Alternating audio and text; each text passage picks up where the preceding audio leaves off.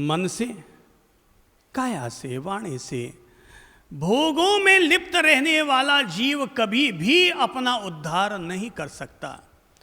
भोग, परिभोग, शराब और इन सब में लिप्त रहने वाला जब देश न बच पाया तो समाज और व्यक्ति कैसे बच पाएगा?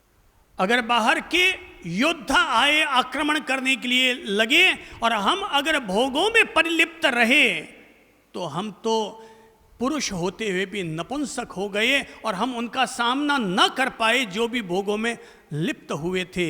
हमें सदाचार का सेवन करना चाहिए। धर्म हमें पहले पगथिये के रूप में सिखाता है कि हर व्यक्ति सदाचारी बने। जिसके पास अपना कैरेक्टर नहीं, उस आदमी का करियर भी कैसे उत्तम कहला सकेगा। एक पत्नी की नजर में पति गिर जाए, इससे बड़ा पतन क्या होगा? कि एक पत्नी अपने पति को शक की निगाहों से देखती है कि मेरा पति गड़बड़ कर रहा है, मेरा पति इधर उधर हो रहा है।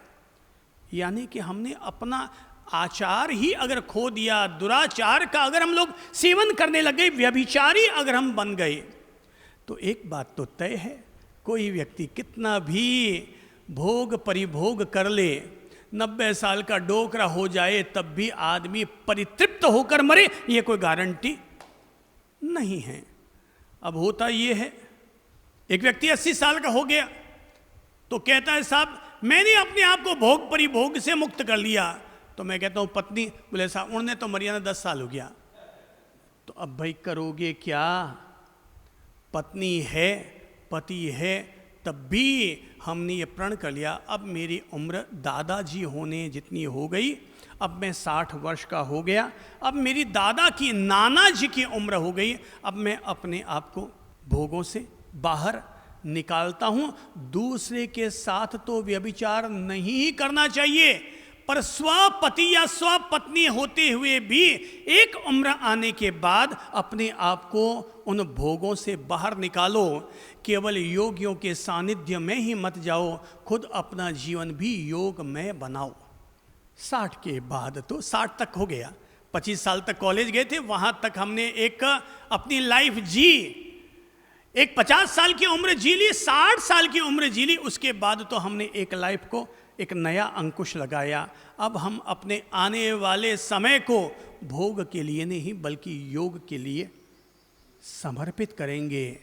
ययाति के 1000 पत्नियां थी। कितनी? 1000 पत्नियां थी और 1000 साल की उसने उम्र पाई थी।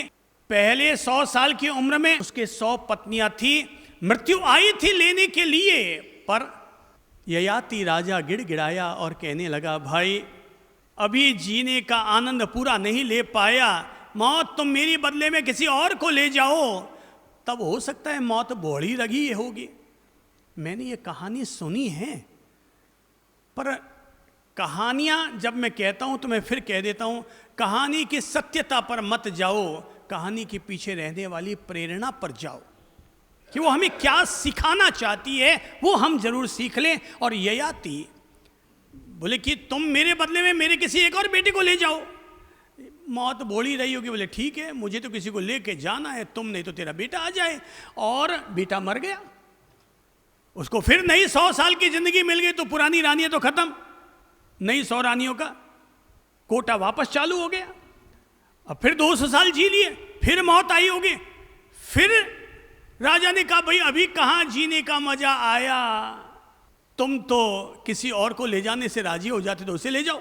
फिर एक बेटा चला गया। कहते इस तरह से 10 बार मौत आई, 10 बार राजा को 100 साल नया जीवन मिला, शतायु भव का आशीर्वाद मिला, वरदान मिला, 1000 साल की जिंदगी जी ली। और जब वो आखिरी बार जब मौत आई और कहा कि भाई मैं ऐसे कब तक जाऊंगी, तुम्हें चलना पड़ेगा, बोले मौत तुम तो राजी हो जाती हो ना, ले जाओ ले जाओ, फिर मेरे एक बेटे को ले जाओ, मैं तो फिर 100 नए पैदा कर लूंगा।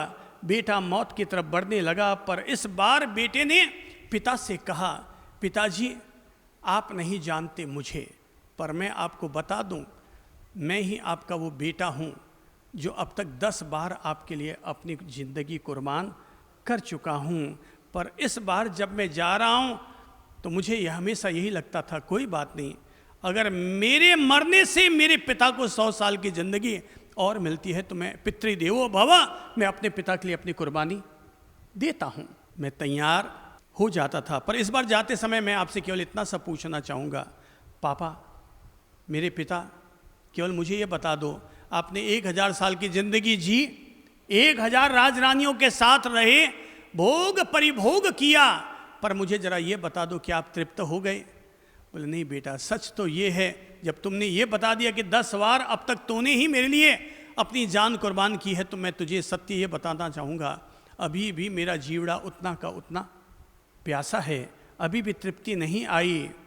तब उस बच्चे ने कहा, अगर ऐसा है तो चलो मौत, हर बार तो मैं तेरे साथ चलता था, पर मन में एक छोटी सी पीड़ा रहती थी कि मैं फिर भी संसार का सुख न जी पाया। पर आज सत्य का बोध हो गया कि मेरे पिता अगर 1000 वर्ष का जीवन जी कर भी अगर तृप्त न हो पाए, तो मैं 100 साल का जीवन जी कर के कौन सा तृप्त हो पाऊंगा। मौत चलो मैं तुम्हारे साथ चलता हूँ। तब मौत कहती है, जो जीवन में तृप्त हो चुका है, मौत कभी उसे अपने साथ नहीं ले जा सकती। मौत हमेशा अतृप्त लोगों को ही ले जाती है। और इस बार ययाति ऊपर के लिए प्राण पखेरु उसके लेकर के निकल पड़े। मैं कहता हूँ कहानियाँ, अब अतीत की कहानियों की सच्चाई तो मैं कैसे साबित करूँ, पर इन कहानियों के पीछे रहने वाली जो बुनियादी प्रेरणा है वो जरूर लेनी चाहिए कि मैं दुराचार या दुःशील की तरफ नहीं बढ़ूंगा, अपने आप पर अंकुश रखूंगा और ये प्रतिज्ञा लेता हूं कि मैं दुराचार का सेवन नहीं करूंगा। अंतिम 5वीं प्रतिज्ञा, और वो है मैं अपने परिग्रह पर अंकुश रखूंगा। ज्यादा सामान, ज्यादा संग्रह, ज्यादा दुकानदारी भेड़ी करने से तो दिमाग पर लोड ही बढ़ना है। ज्यादा परिग्रह तो आदमी पर लोड ही बढ़ाता है। ज्यादा परिग्रह आदमी की मुक्ति में बाधक बनता है। ज्यादा परिग्रह रखने वाला व्यक्ति मर करके वापस अपने उन्हीं सामानों में काकरोच या दीमक बन करके पैदा होता है। इसलिए हमें हमारे ज्ञानी जनों ने ये बात बहुत गहराई से समझाने का प्रयास किया कि जड़ वस्तुओं का ज़्यादा संग्रह मत करो, निर्जीव चीज़ों का ज़्यादा संग्रह मत करो, चाहे प्लॉट हो, चाहे कपड़े हो, चाहे सामान हो, चाहे सूटकेसे हो, चाहे गहने गांठे हो, जितनी ज़रूरत है उतना परिग्रह रखो।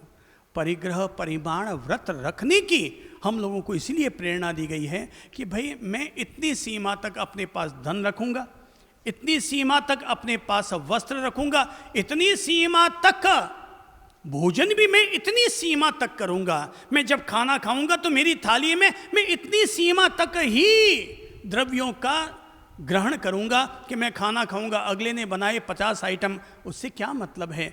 मैं मेरा 1 आइटम या मैं मेरे 7 आइटम, 5 आइटम बहुत है। नहीं, मुझे लगता है जीवड़ा जैसे ही, अभी तो कहते हैं 5 आइटम बहुत है, पर जैसे ही जीवण में जाएगा ना और वहाँ पर 36 आइटम देखेगा तो फिर जीवड़ा करेगा, खा लूँ यार, थोड़ा सा खा लूँ, थोड़ा सा खा लूँ। देखो भाई, दुनिया में 2 चीज़ें इंसान को हमेशा नुकसान पहुँचाती है। पहला है स्वाद और दूसरा है विवाद। स्वाद हेल्थ को नुकसान पहुँचाता है और विवाद रिश्तों को नुकसान पहुंचाता है। तो थोड़ा बढ़ा लेते हैं भाई, 5 को थोड़ा और बढ़ा के रख लो, अपना मन बना लो। घर में तो 5 भी ज़्यादा होते हैं, पर घर के बाहर कितने आइटम? 7। थोड़े और बढ़ा लो भाई, शायद फिर उधर से कहीं कुल्फी नजर आ जाए। अगर निर्णय कर सके तो निर्णय कर लो भाई, जहाँ पर 12 आइटम से ज़्यादा खाना बनेंगे मैं वहाँ पर खाना नहीं खाऊंगा। अपनी ही एक श्रावक हैं शांति चंद जी चुरड़िया, याद आ रहा है आप सब लोगों को, रतलाम के।